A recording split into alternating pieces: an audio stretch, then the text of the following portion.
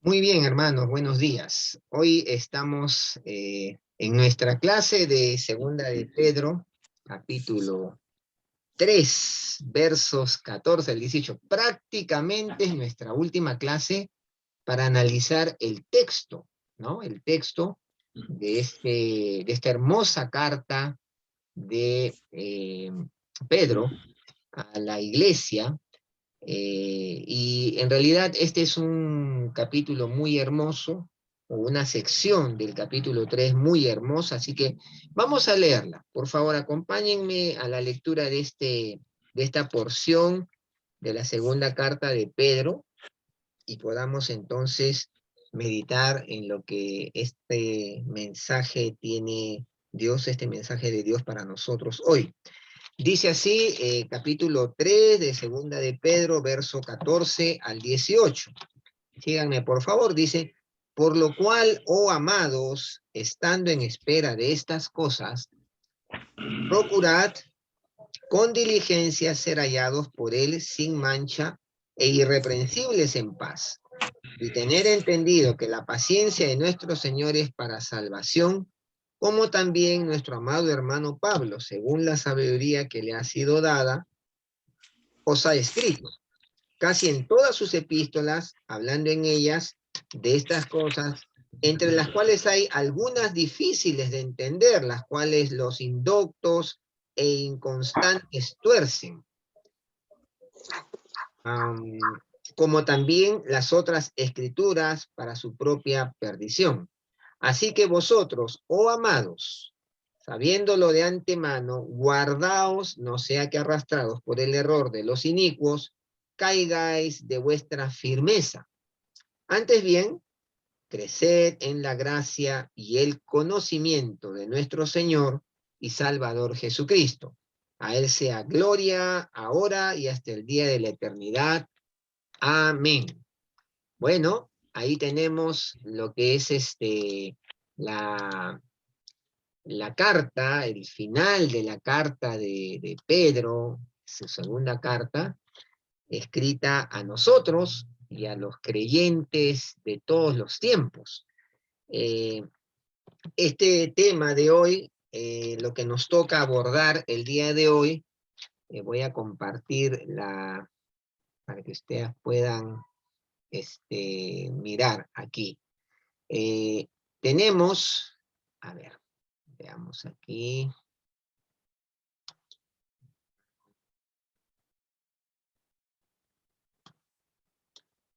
Ya, a ver. Para poderles compartir la pantalla, si no, no van a poder tener la posibilidad de ver. Ya está. Ahí estamos. Se está abriendo esto. Muy bien. Ya. Entonces, aquí tenemos nuestro tema de hoy. Aquí les voy a compartir esta pantalla. Ahora sí. Ahí se ve. El tema de hoy que nos compete es precisamente la lección 8 ya. Conocimiento profundo de Cristo por el cristiano. Conocimiento profundo de Cristo por el cristiano. Esta es nuestra lección que hoy estaremos abordando, la lección número 8. Y como hemos leído en este pasaje de la carta de Pedro, debemos considerar una introducción que es bueno que la hagamos.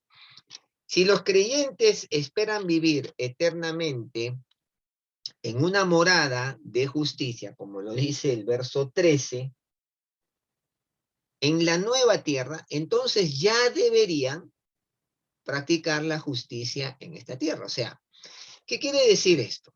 Que si bien es cierto, ustedes leen ahí el capítulo 3, 13, dice, pero nosotros esperamos, según sus promesas, cielos nuevos y tierra nueva, en los cuales mora la justicia. Curioso, ¿no? Ahora, si los creyentes, ustedes y yo, Esperamos vivir eternamente en una morada de justicia en la nueva tierra que el Señor hará para sus hijos. Ya deberíamos estar entonces practicando la justicia ahora, desde hoy.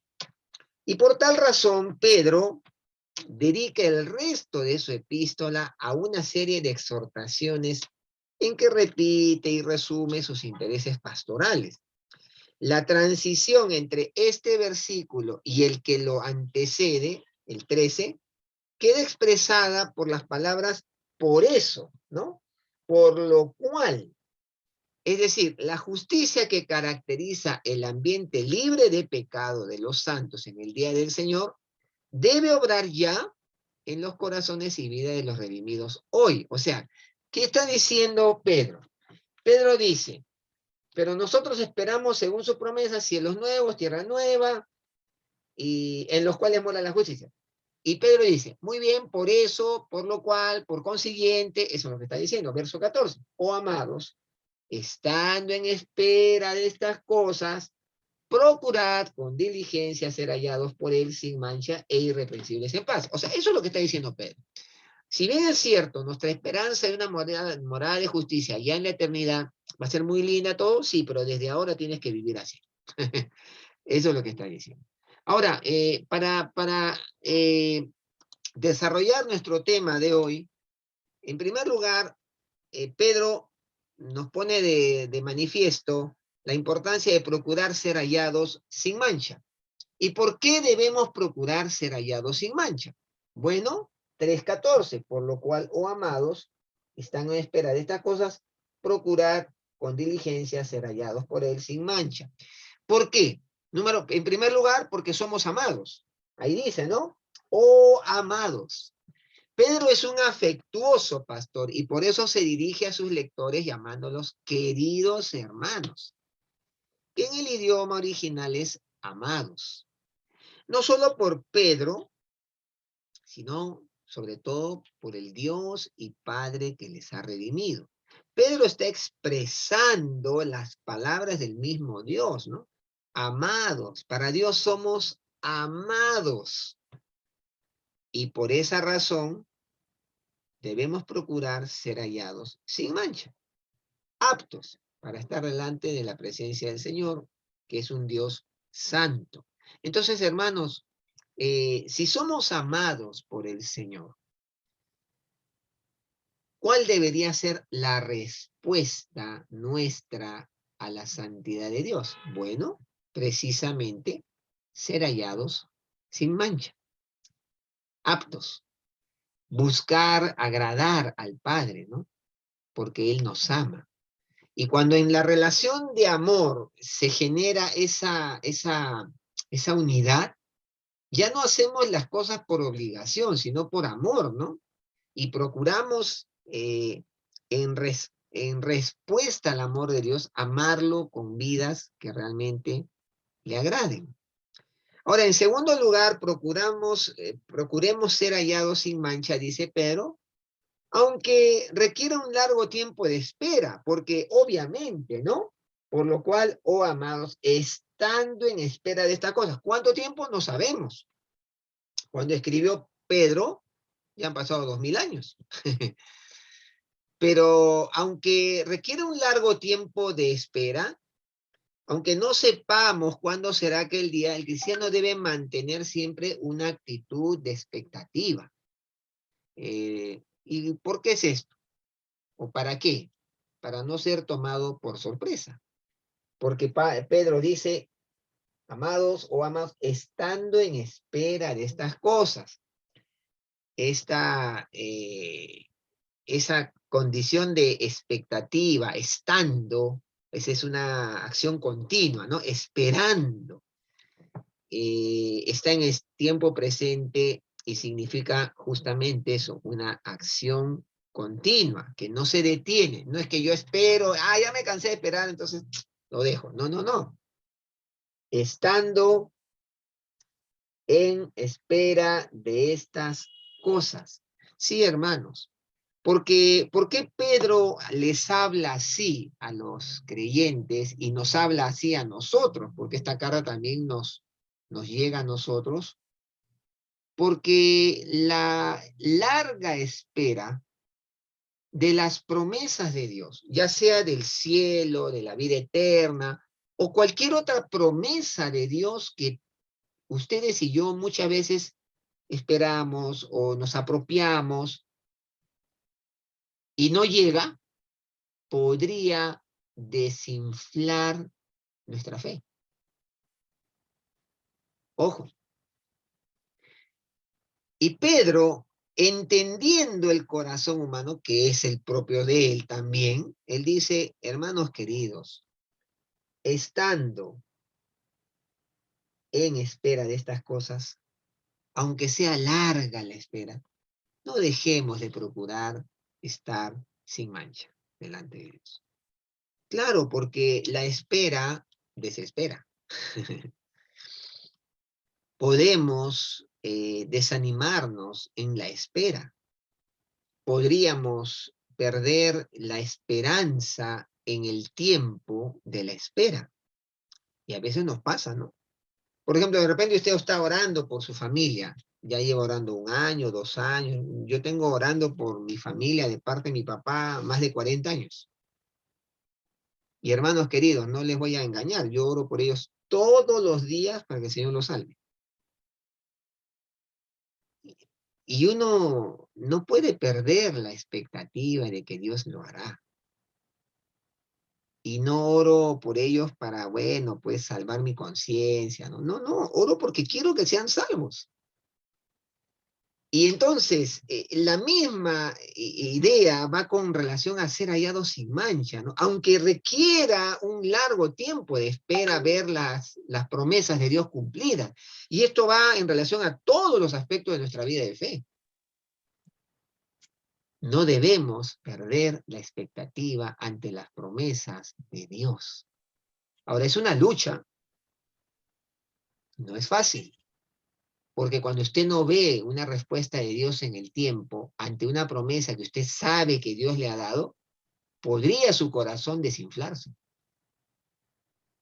Y contra eso hay que trabajar, ¿no? Hay que luchar, hay que enfrentarse para que Dios siga manteniendo viva esa esperanza. Posiblemente le ha pasado. A mí me ha pasado con promesas de Dios que en algún momento he orado y han pasado 1 año, 2 años, 3 años, y no se ve la respuesta, ¿no? No se ve, entonces eso a veces, nos puede desinflar o nos puede hacer perder la esperanza de que Dios de repente no nos esté escuchando. Entonces, vale la pena esa mención. Muy bien. Pedro utiliza el verbo esperar 3 veces en 3 versículos. No sé si se han dado cuenta. El verso 12, esperando. Verso 13, pero nosotros esperamos. Y verso 14, estando en espera.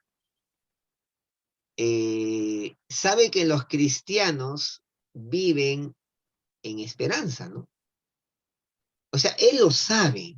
Lo que yo les decía hace un instante, o sea, Pedro conoce también su propio corazón, que la esperanza es lo que mantiene siempre viva la fe. Y sabe que los cristianos viven en esperanza, especialmente en cuanto al regreso del Señor. Ahora, yo me pregunto si nosotros mantenemos esa también esperanza en el regreso del Señor, porque a veces estamos metidos en tantas actividades, en tanta filosofía del aquí y el ahora, que la esperanza por el regreso del Señor podría diluirse. Bueno, quién sabe, el Señor algún día regrese. Pero no esperamos, no estamos en esa espera de decir, Señor Jesús, ven pronto, ya. Y entonces, esto, hermanos queridos, es bien importante no perderlo de vista. No perderlo de vista, porque podría pasarnos. Ahora, ¿por qué es importante mantener la esperanza? Porque la esperanza es algo vital y eficaz. Por eso no puede dejar de atraernos hacia sí. Entonces, esto es vital, hermanos. Tal vez usted recuerda cuando era niño y papá o mamá le decían, tal día vamos a ir al Parque de las Leyendas, por poner un ejemplo. Y quienes han tenido hijos chicos saben cómo es eso, decirle a un niño, eso es ponerse una soga al cuello. Porque él tiene la esperanza que tal día va a ir al Parque de las Leyendas. Y la esperanza lo hace vivir. Lo tiene pilas y está esperando y soñando y ya cuenta los días. La esperanza es algo vital y eficaz. Por eso no puede dejar de atraernos hacia así. Tenemos que seguir viviendo con esperanza, hermanos. Y esperanza en las promesas de Dios, esperanza en la venida del Señor. Miren, este mundo está tan secularizado que podría diluirse la esperanza en los creyentes de que Jesús viene por segunda vez. ¿Por qué? Porque este mundo gobernado por el secularismo postula que todo está aquí, ¿no? Aquí se vive, acá se muere, acá se crece, acá se fenece, aquí se prospera y acá, o sea, todo es aquí. Pero no todo es aquí, hermanos. Este es un tiempo corto, limitado. Así que ojo con eso, hermanos, ojo. Además, Pedro no solamente dice que debemos procurar ser hallados sin mancha porque somos amados, aunque requiere un largo tiempo de espera, sino que debemos ser hallados siendo irreprensibles. Pedro dirige la atención de los lectores hacia Jesús y los exhorta a esfuércense por ser hallados sin mancha ni reproche y en paz con Él. Esto es interesante, ¿no? La mirada va hacia Jesús. Esta expresión enfatiza la responsabilidad de cada cristiano en esforzarse por desarrollar una conducta cristiana. Hermanos, procurar con diligencia ser hallados por el Señor Jesús, sin mancha e irreprensibles, en paz con Él, ¿no? Con el Señor Jesús. Pues. Y hermanos queridos, esta es una responsabilidad propia de cada creyente. Yo no puedo esforzarme por usted, ni usted puede esforzarse por mí, en ser irreprensible. ¿Qué es ser irreprensible? Ser irreprensible es no ser sujeto de reproche. Eso es ser irreprensible. Adicionalmente a ello, debemos saber que se hace, o mejor dicho, cómo hace el cristiano para vivir rectamente.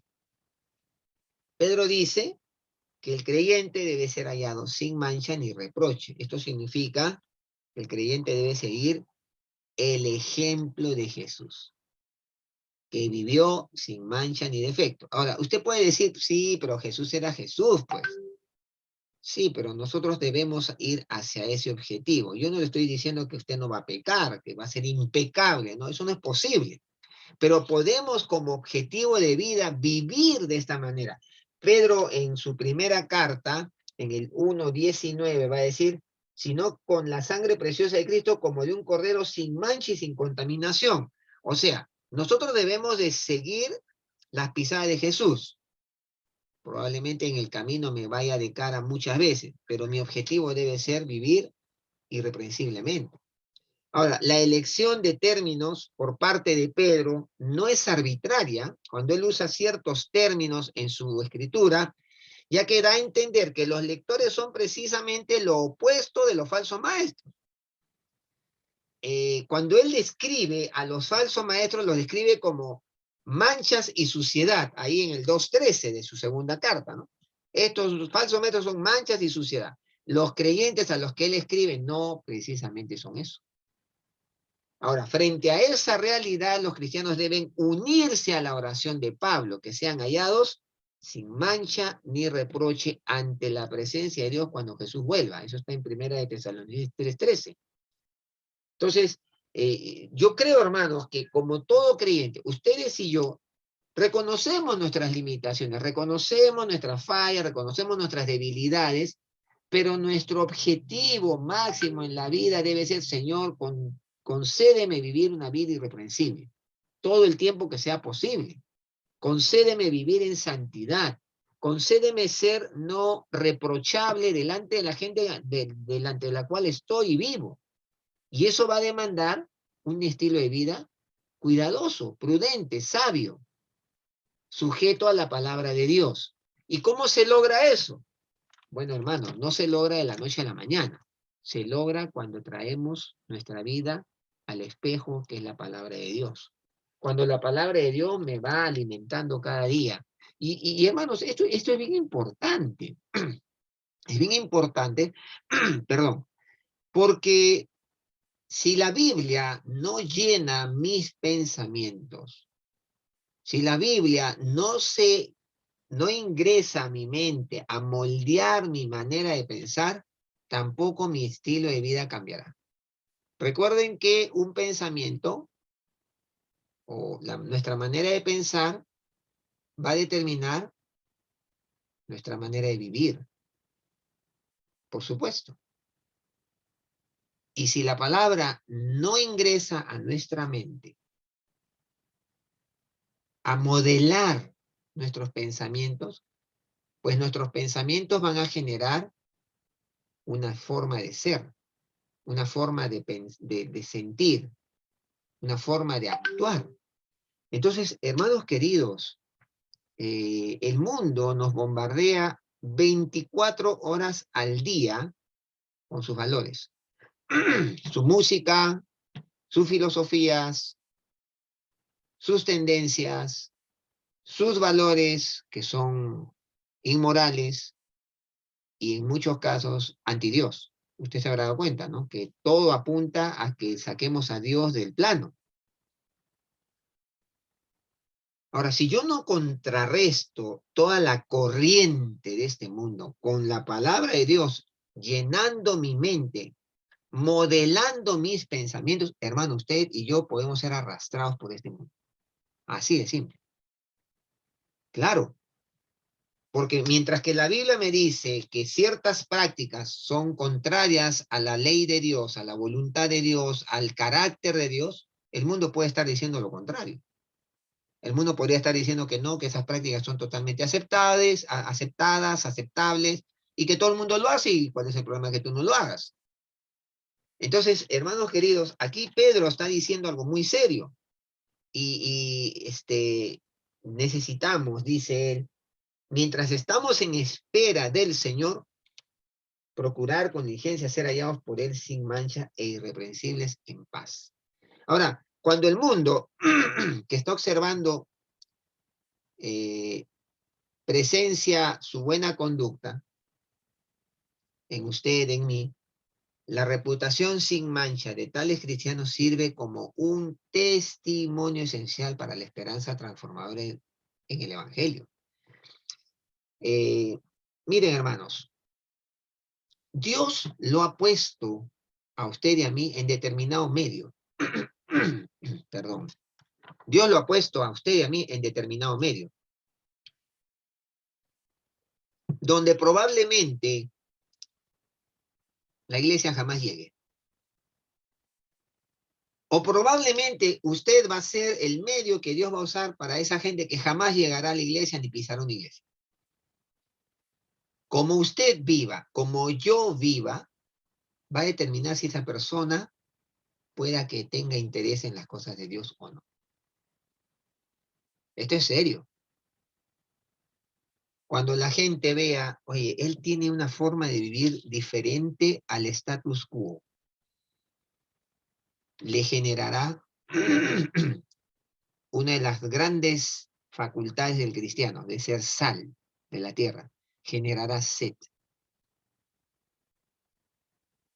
¿Qué tiene él y por qué él es así?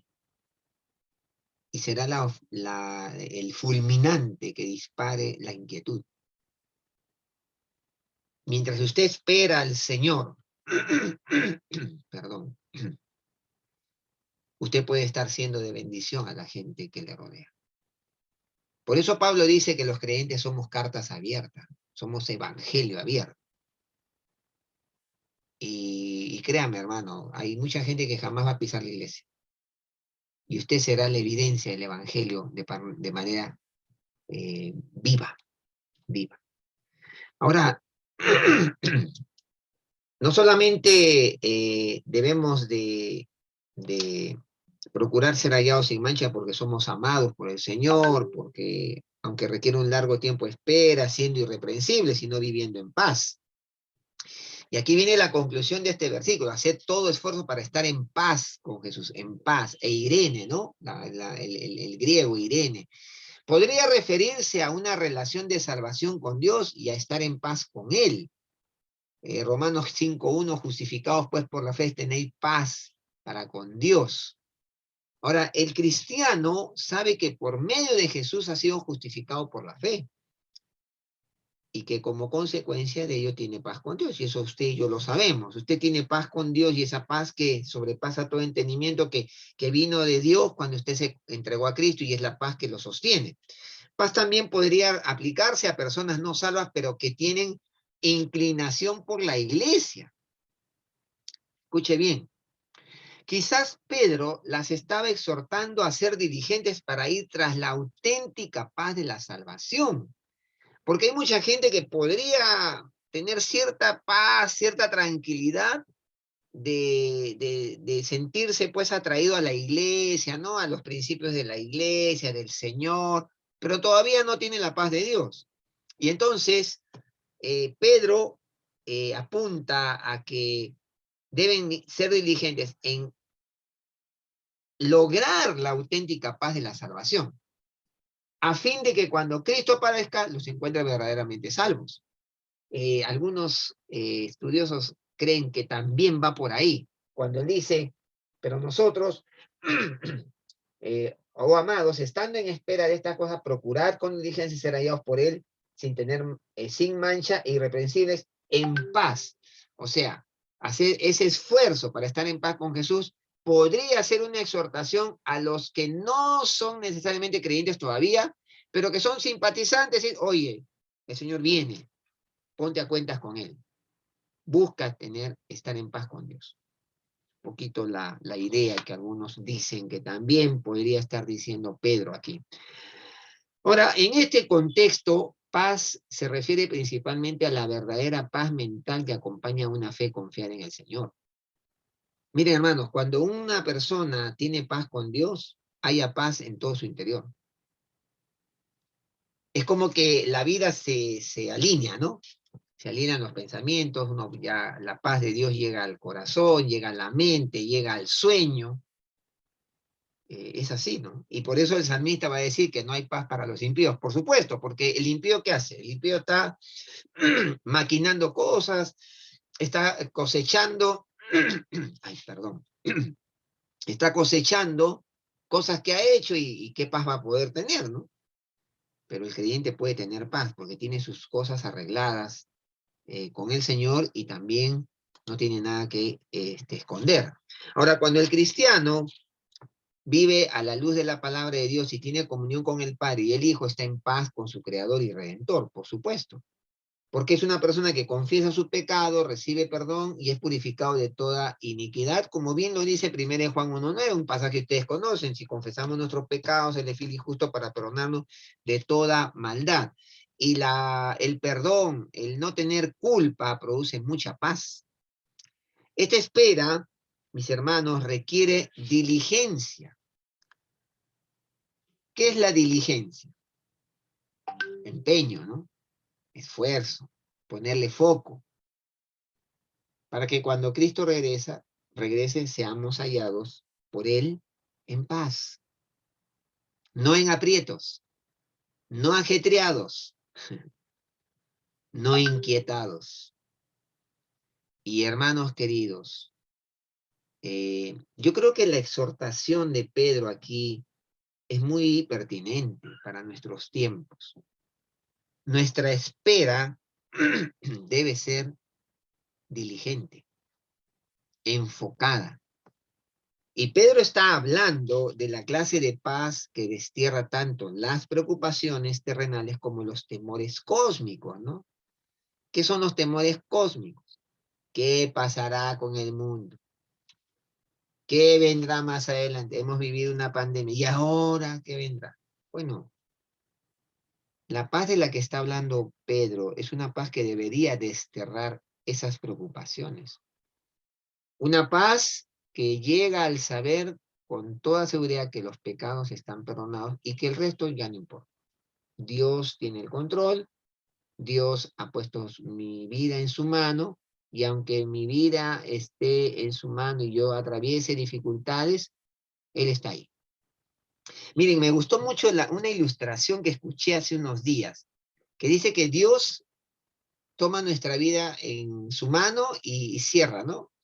Su mano, pero de cuando en cuando Él tiende a abrir sus dedos y hace que caiga agua sobre su mano y nosotros estamos ahí, nos mojamos y uy, sufrimos del agua, nos ahogamos.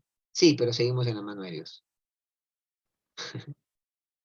Curioso es eso, interesante. Ahora, por terribles que se pongan las cosas a medida que la historia humana se dirige hacia la destrucción final de este sistema, los creyentes que viven en esperanza gozan de continua y asentada paz, la cual el Señor ha planificado para aquellos que le aman, ¿no?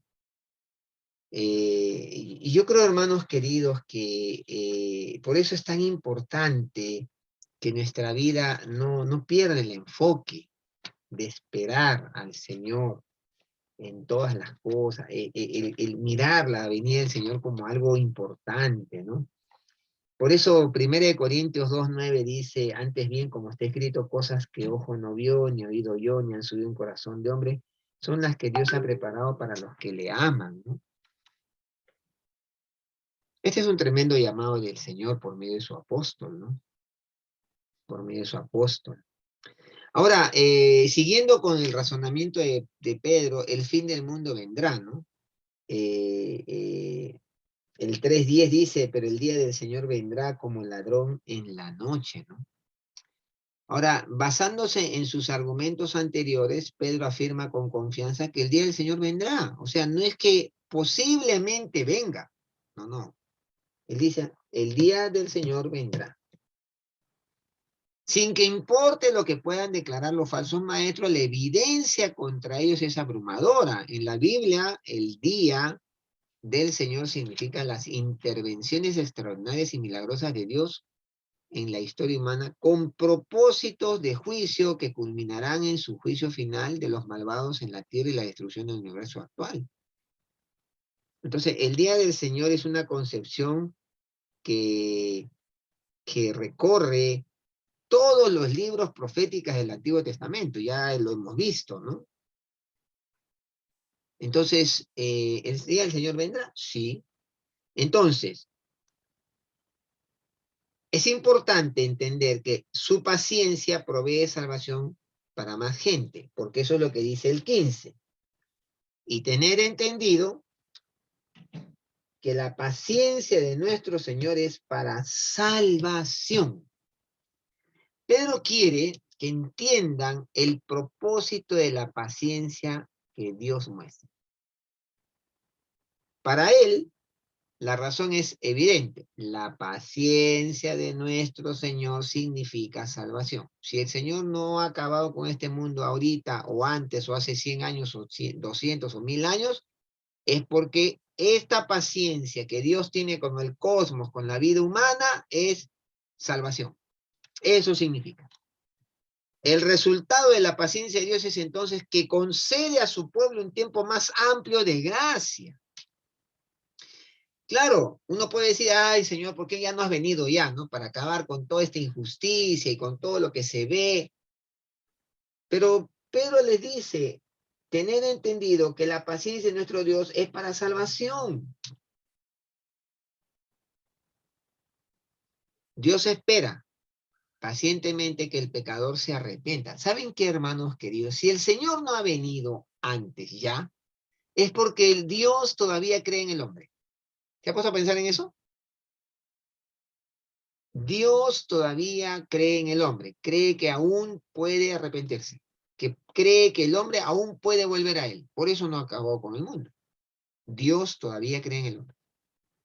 Y a mí me hace pensar mucho eso, porque si Dios todavía cree en el hombre, ¿quiénes somos nosotros para no creer en el hombre?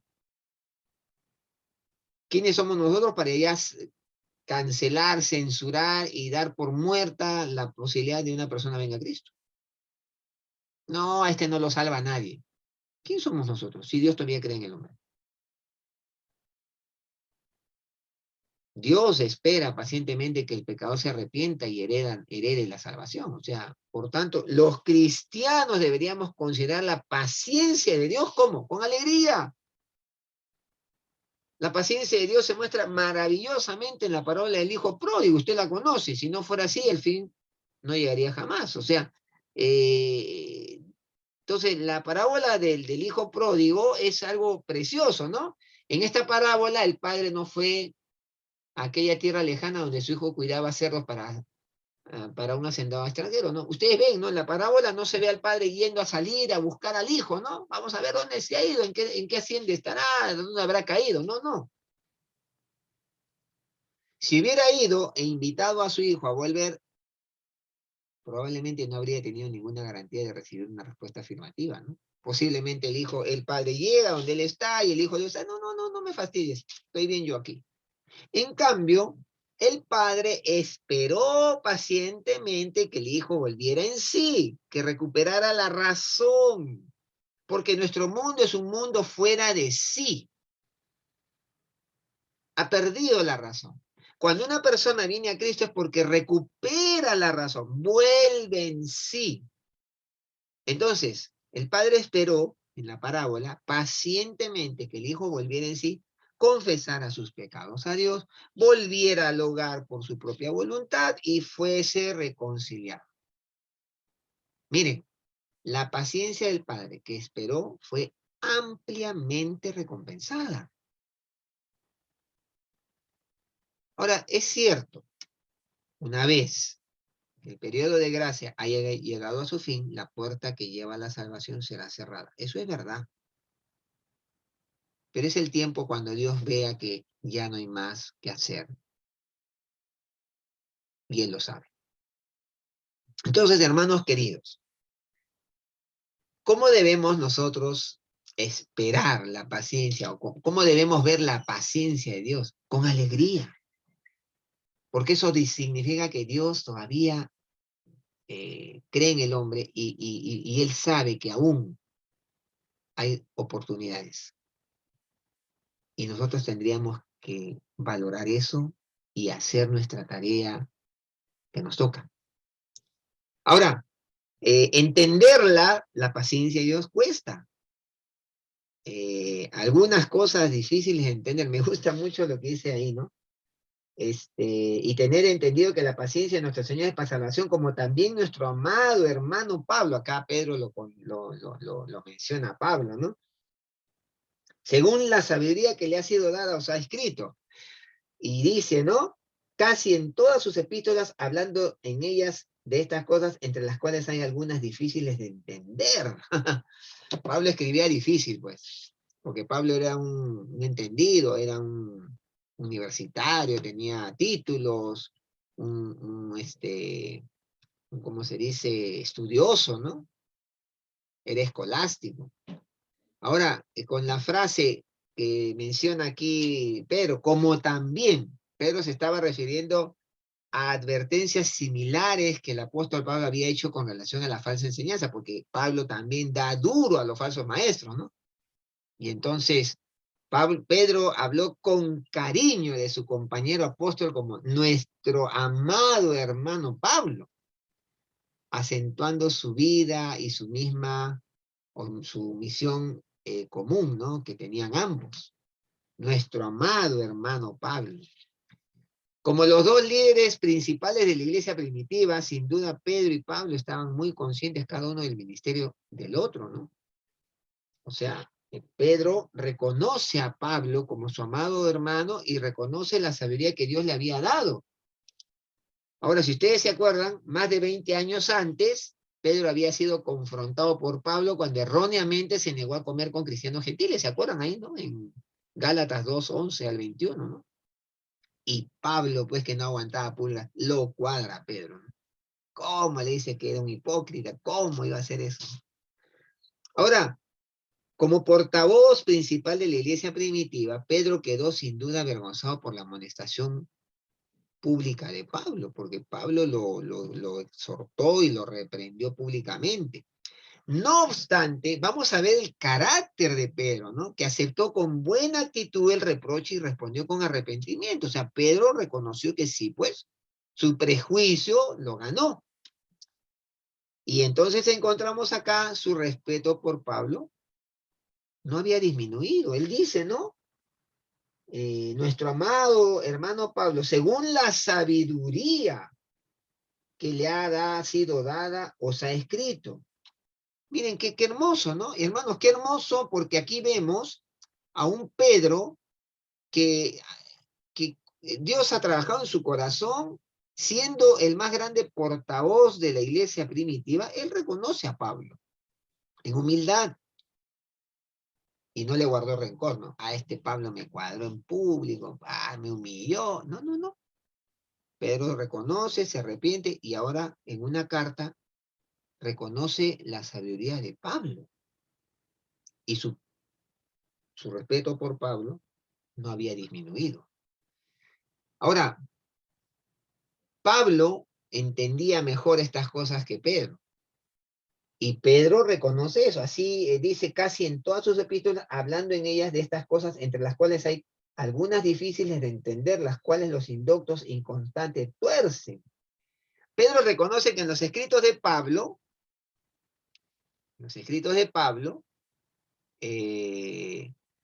acerca del día del Señor, el regreso de Cristo y las glorias de la eternidad, algunas de estas cosas son difíciles de entender.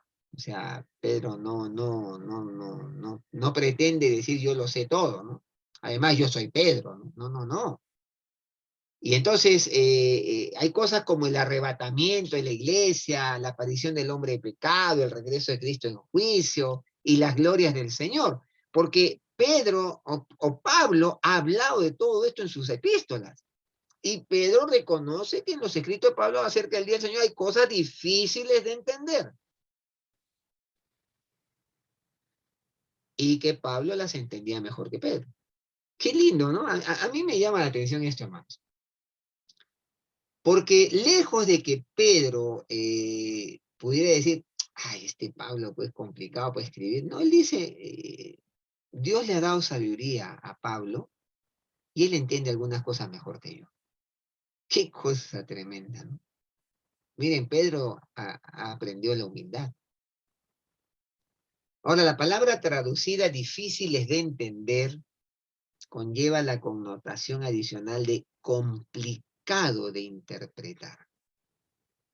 Complicado de interpretar. Al usar dicho término, Pedro no estaba sugiriendo que las enseñanzas de Pablo fueran imposibles de entender. No está diciendo eso. Solo está reconociendo que son más complejas que otras, especialmente la revelación profética. Y hermanos queridos, usted y yo que estudiamos la palabra, ¿cuántas veces nos hemos roto la cabeza con cosas que Pablo ha dicho? Guiado por el Espíritu Santo. Por supuesto, o sea, Pedro no está fuera de contexto. Hay teólogos, estudiosos con mucho más estudios que Pedro, que se rompen la cabeza con lo que ha escrito muchas veces Pablo. Entonces, él está diciendo complicado de interpretar. Y él está sugiriendo entonces que no es que no se pueden entender, pero lo reconoce. Y eso es muy digno de admirar de Pedro. En segundo lugar, el tema se toca en epístolas paulinas. Aquí Pedro busca apoyo en las cartas inspiradas de Pablo.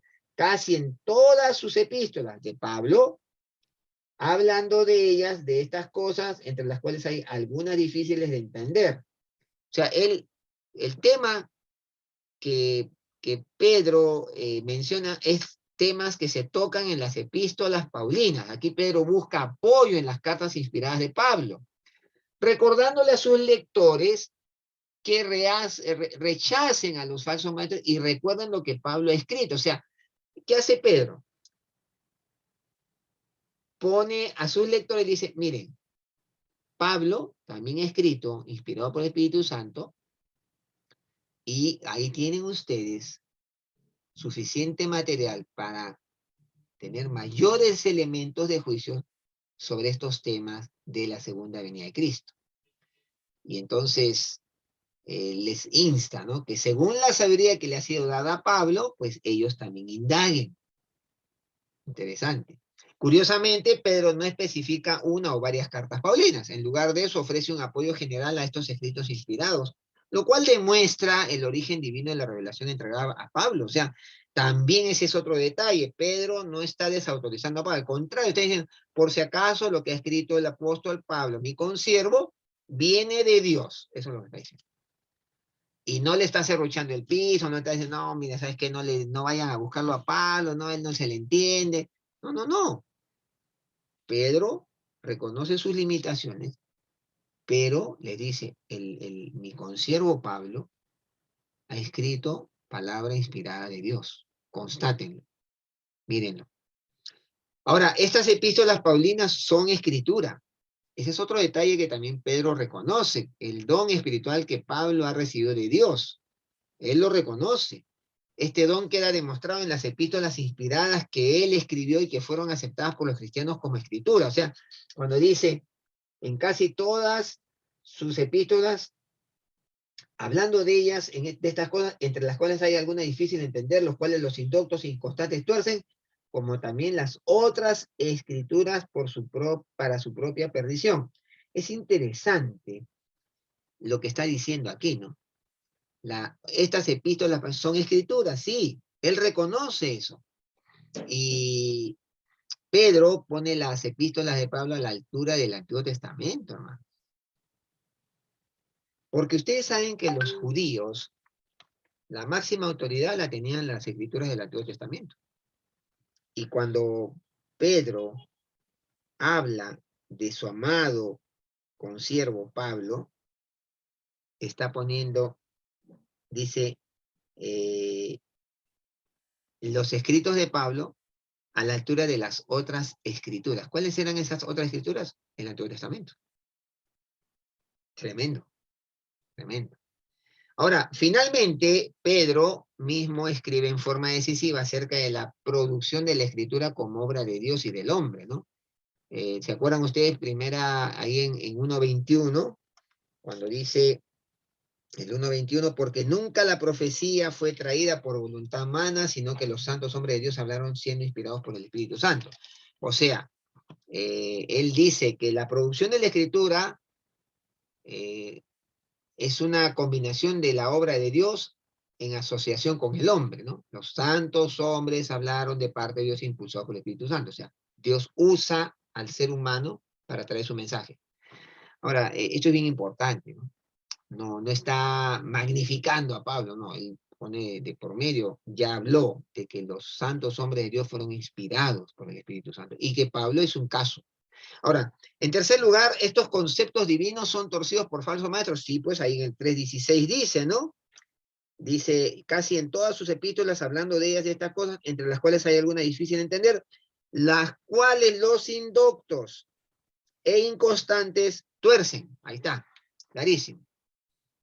Una vez más, Pedro censura a los falsos maestros. Estos abrieron la puerta para que los indoctos e inconstantes distorsionaran lo que Pablo enseñaba acerca del futuro. Y acá la palabra indoctos denota falta de información.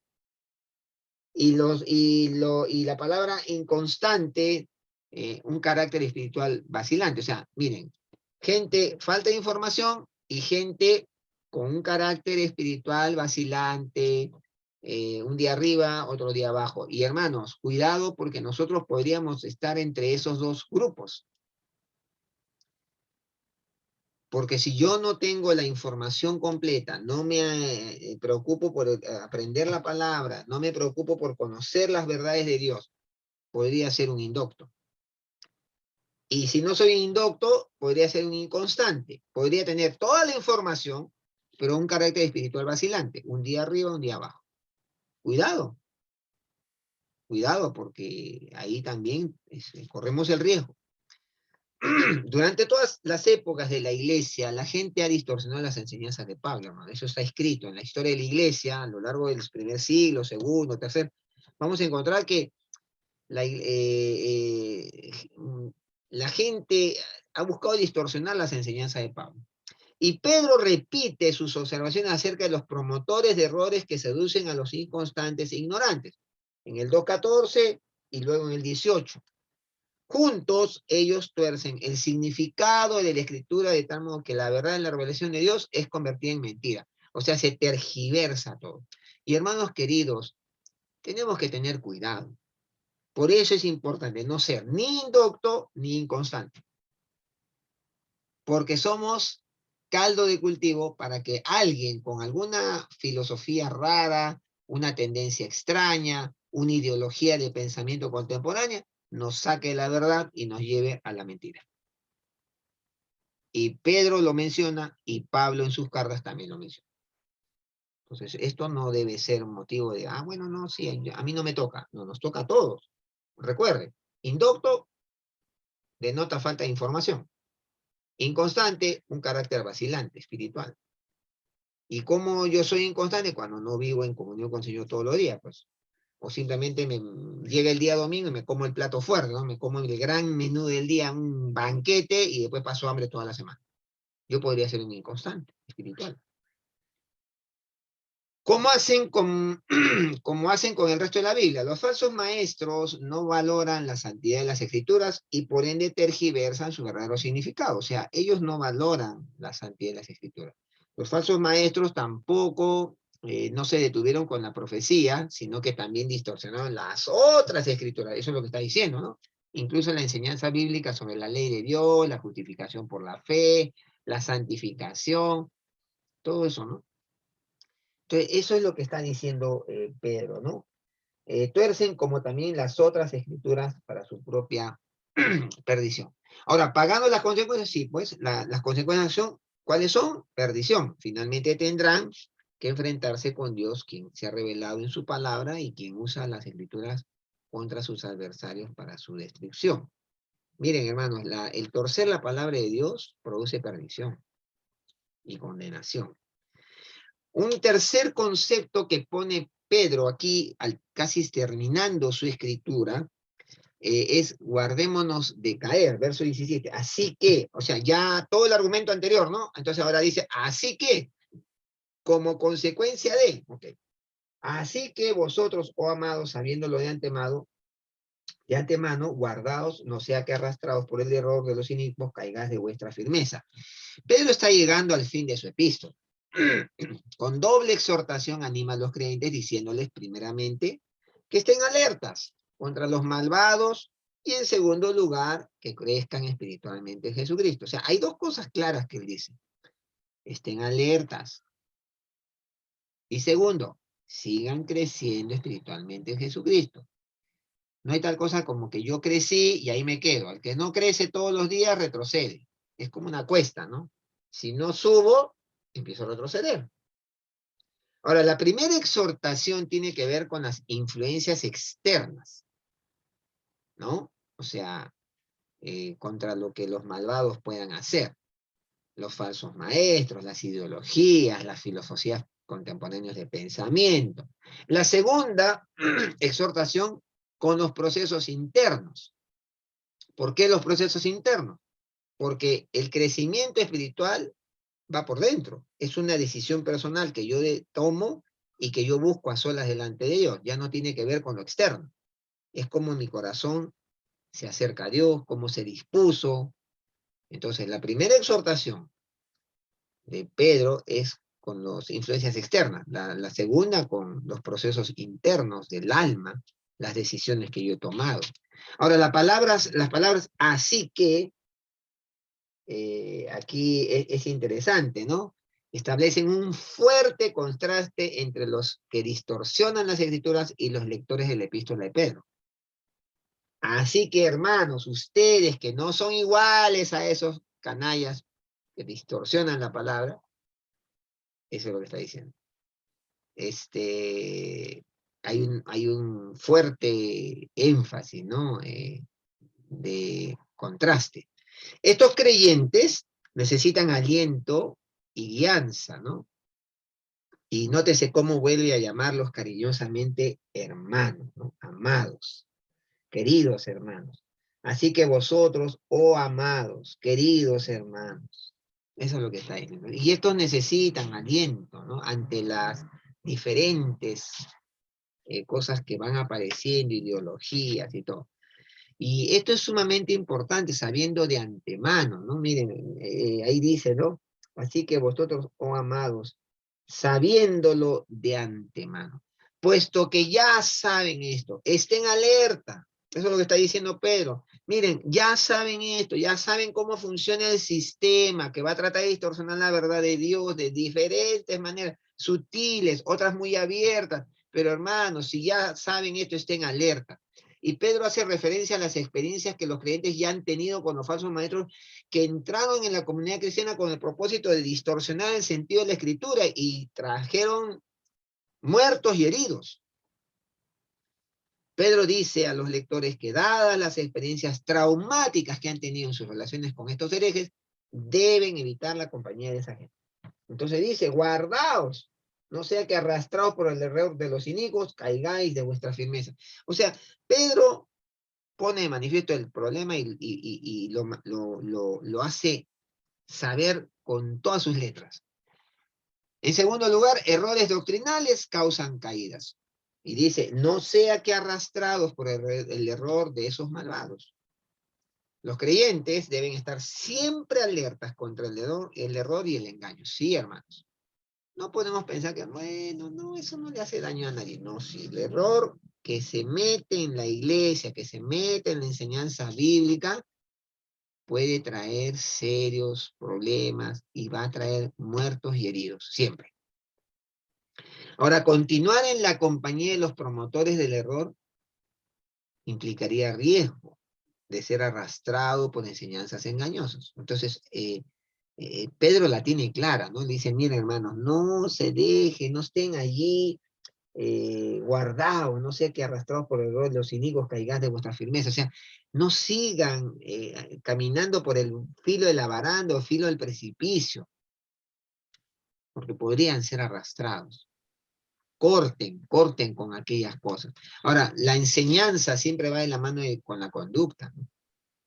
La enseñanza va de la mano con la conducta. Estos hombres hacen todo lo que pueden para seducir a quienes acaban de escapar de los que viven en el error. En el 2.18 dice eso, ¿no? Aquellos que acaban de salir del error, a esos quieren agarrar para volverlos a esto.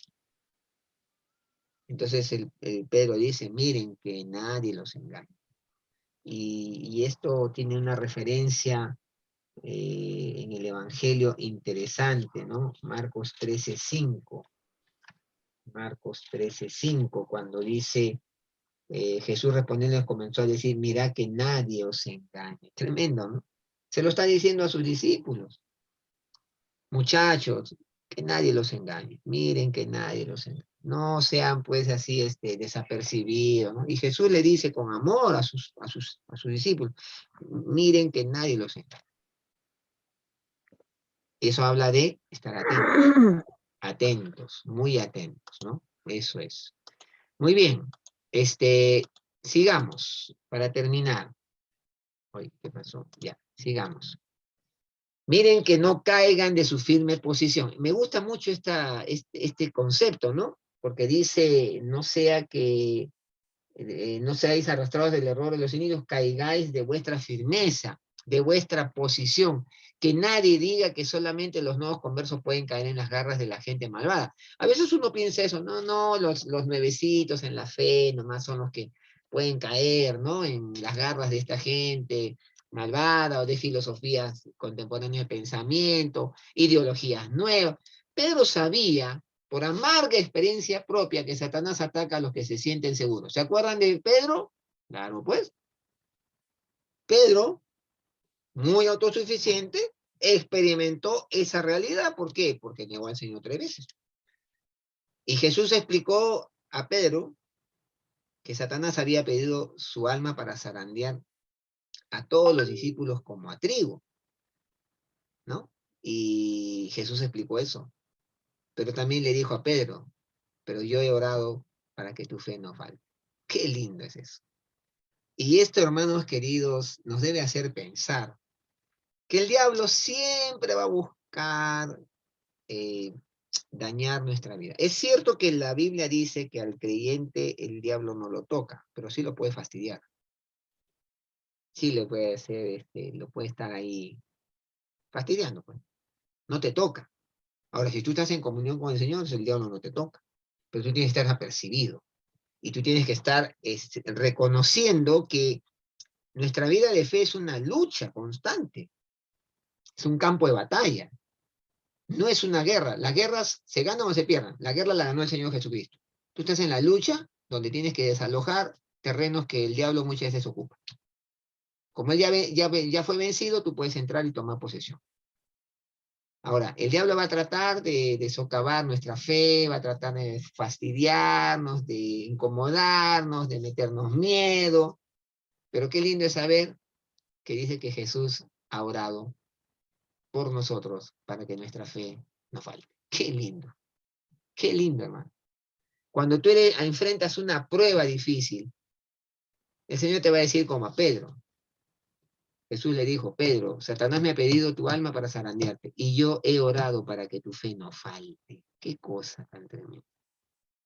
Así que, hermanos, qué consuelo saber que Jesús ora por su pueblo, ¿verdad?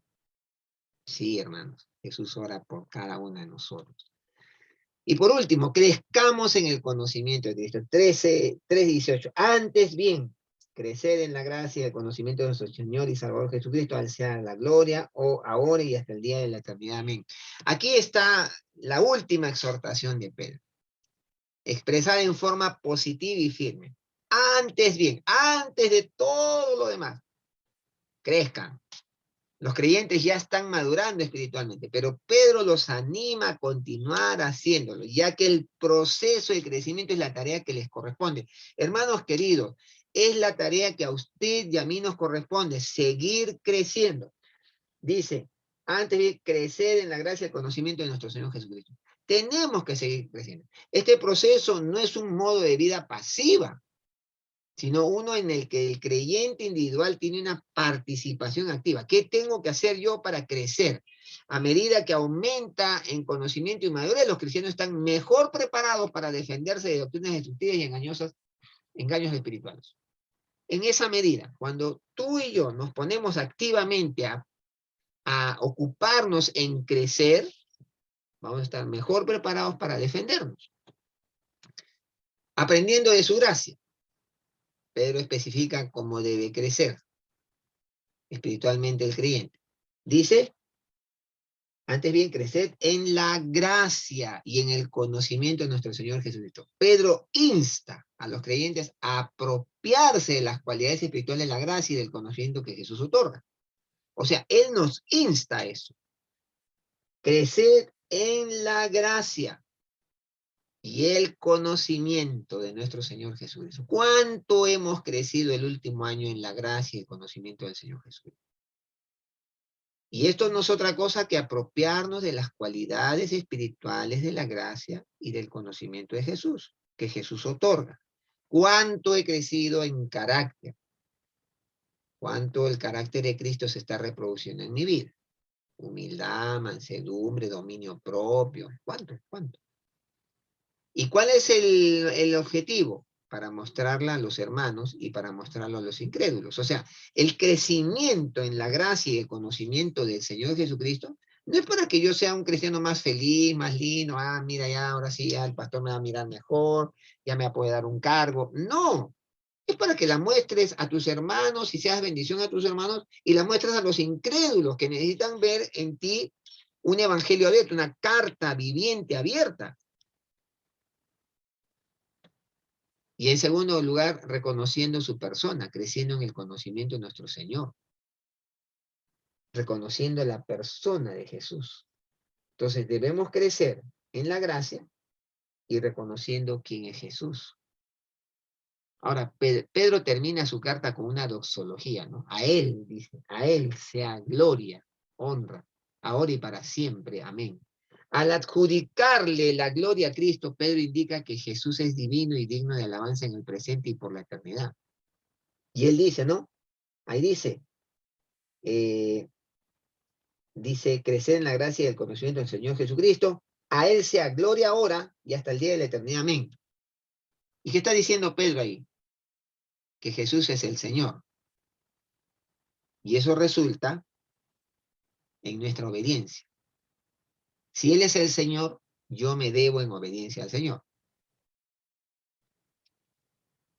Dice luego que Él es también nuestro Salvador. ¿Por qué? Porque dice que en la gracia y con Él nuestro Señor y Salvador.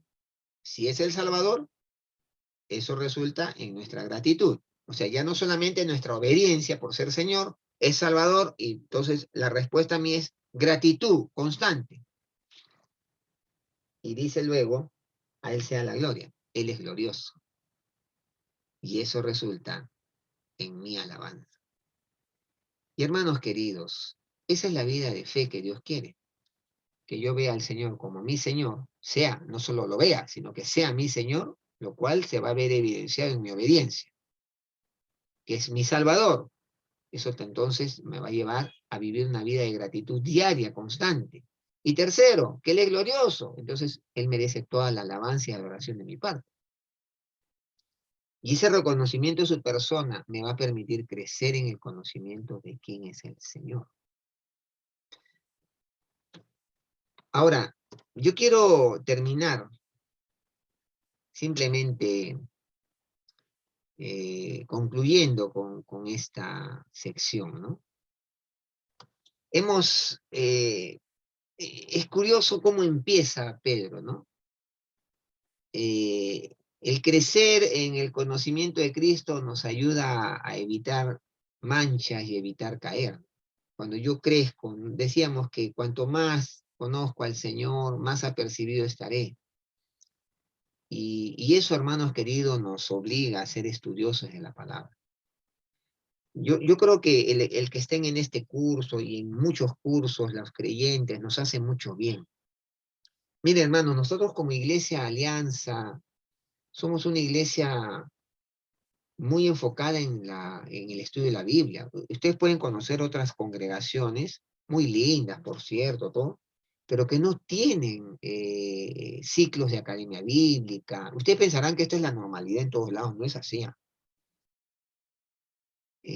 Nuestra Iglesia Alianza tiene un fuerte énfasis en el estudio de la palabra. ¿Por qué? Para justamente evitar caer en cualquier tipo de fábulas o enseñanza malvada o desviaciones del diablo. Ahora, también esto nos lleva a que no debemos despreciar lo que Dios nos da. Hay iglesias que no tienen estos programas, así que valoremos estos programas. Ahora, también nos da la paciencia de esperar al Señor y mostrar la gracia en nuestro carácter mientras tanto. O sea, crecer en el conocimiento de Cristo acrecentará nuestra paciencia de esperar al Señor. Y eso va a hacer que nuestro carácter se forje en esa espera, en esa paciencia. Ahora, el apóstol nos insta a no dejarnos caer, ¿no? Él dice, ¿no? Oh amados, sabiéndolo antemano, guardaos, no sea que arrastrados por el error, caigáis de vuestra firmeza. Sí, hermanos, nos insta a no dejarnos caer. Y entonces, ¿qué estamos haciendo para evitarlo? ¿Qué medidas estoy tomando yo para no ser víctima del tropiezo, no dejarme caer? Son cosas que yo activamente sí tengo que tomar decisión. ¿Qué estoy haciendo? ¿Qué estoy cortando? ¿Qué estoy no permitiendo? ¿Qué licencias podría estarme tomando y que debería cortarme? Y el apóstol, me gusta mucho porque el apóstol Pedro comienza su epístola, miren ustedes, acompáñenme ya para terminar, en el capítulo 1 de su segunda epístola, ¿no? Miren cómo comienza, verso, dice, ¿no? Capítulo 1, verso 2. Gracia y paz os sean multiplicadas en el conocimiento de Dios y de nuestro Señor Jesús.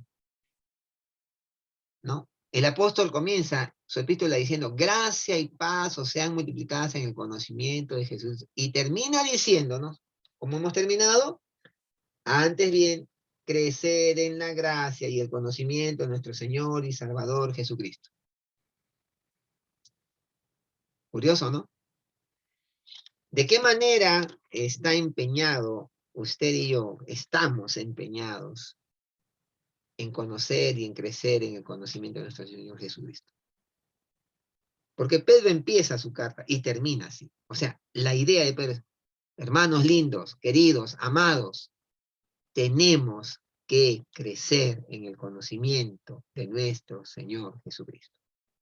Y no habla de conocimiento intelectual solamente, sino de la experiencia de vida con Cristo. Eso, de eso está hablando. Entonces, para terminar, ¿qué decisiones estamos tomando para que esto sea así? ¿Qué decisiones estamos tomando para que esto sea así? Que Dios nos ayude. Que el Señor nos ayude, porque aquí termina la epístola, pero la Biblia no termina, ¿no? Hay mucho por aprender todavía, ¿no? Pero Pedro nos enmarca en un contexto donde dice, queridos amados y amados hermanos, no dejen de crecer en el conocimiento del Señor. No el conocimiento intelectual solamente, sino el conocimiento de su gracia, de su amor, de su persona, su carácter. Ahí es donde está el enfoque. Amén. Amén. Gloria a Dios. Gracias al Señor. Vamos a orar. Vamos a orar. Y dígale al Señor ahí, a solas, ¿no? Tal vez usted está enfocado en la segunda venida de Cristo, esperando con paciencia, pero de repente muchos de nosotros hemos perdido el enfoque. Y como que, bueno, la venida del Señor, pero se ha tardado tanto, ¿cuándo vendrá? Pero la expectativa de su segunda venida puede ser lo que cambie nuestra visión de la vida. Miren, es curioso, nuestro querido Alberto Benjamín Simpson, fundador de la Alianza, tenía tan metido en el corazón que Cristo venía pronto, si apresuraba su venida predicando el Evangelio. Y él tenía eso, y él decía, yo voy a hacer todo lo posible para que Jesús venga pronto. Y dedicó su vida a predicar el Evangelio, a las misiones, envió misioneros, cientos de misioneros, porque él decía, si yo logro que el Evangelio se predique en todo el mundo, el Señor vendrá más rápido. Pero ¿por qué lo pensó? ¿Por qué fue así su mente, su corazón? Porque él esperaba ver a su Señor volver pronto. Entonces, obvio, Lutero lo dijo, nuestra vida debería ser tal como que si Jesús resucitó ayer, ascendió a los cielos hoy y mañana regresa. Así debería ser nuestra vida. La visión de nuestra vida debería ser así. Y hermanos queridos, ¿cómo estamos concibiendo nuestra vida de fe? Cuidándonos, ¿no? Del error y conociendo cada día más en la experiencia a nuestro Señor. Que Dios nos ayude, que Dios nos ayude. Vamos a orar, vamos a orar. Señor, gracias por tu palabra tan desafiante. En verdad, a veces nos quedamos sin palabras, sin razonamientos y simplemente tenemos que decirte, Señor, ten misericordia de nosotros. Ayúdanos a vivir esta verdad de tu palabra, a captarla en toda su dimensión, que podamos captar el espíritu de Pedro como apóstol al decirle a sus lectores, no se dejen influenciar por cosas ajenas, sigan esperando la venida de Cristo, sigan conociéndole a Él y su gracia, sigan experimentando la grandeza de su persona. que ese clamor de Pedro en sus cartas pueda ser profundamente enraizado en nuestra alma. Y Señor, que nuestra vida entonces pueda evidenciar que anhelamos que Jesús venga pronto. Pero que ese anhelo nos lleve a la acción, porque tu paciencia, el que tú no hayas venido, es salvación. Significa salvación, más tiempo de gracia. Y esto debería alegrarnos, porque aún nuestras familias, amigos, vecinos, tienen la oportunidad de venir a ti todavía. Señor, oramos por nuestras familias. ¿Cuántos de ellos, por quienes hemos orado tanto tiempo? Ten misericordia de ellos. Que ellos vengan a tus pies, Señor. Que se conviertan a ti. En este tiempo que aún tú has dado gracia y tu paciencia está esperando que muchos más vengan a tus pies. Señor, concédenos ver a nuestras familias rendidas a ti, Señor. Oh Dios, muchos de aquí hemos orado mucho tiempo por familiares que amamos y que necesitan de Jesús. Señor, bendice a esta tu iglesia, bendice a mis hermanos en las necesidades que ellos tienen, en lo que tu palabra les habla, para que puedan tomar decisiones y puedan, Señor, aplicar esta enseñanza tuya, este mensaje de tu apóstol Pedro a nuestras vidas. Danos, Señor, el vivir vidas que te agraden, sin mancha, irreprensibles. Ayúdanos. Nos es tan difícil tantas veces, pero gracias porque tu Espíritu Santo nos asiste. Ahora, Señor, estas verdades puedan ser meditadas en el corazón y luego aplicadas al día a día. Oro por mis hermanos, por cada uno en particular, para que tu gracia los sostenga y tu bendición no los deje, Señor. Oramos así, Padre, en el nombre de Cristo Jesús, nuestro amado Señor y Salvador. Amén. Amén, hermanos. Dios les bendiga.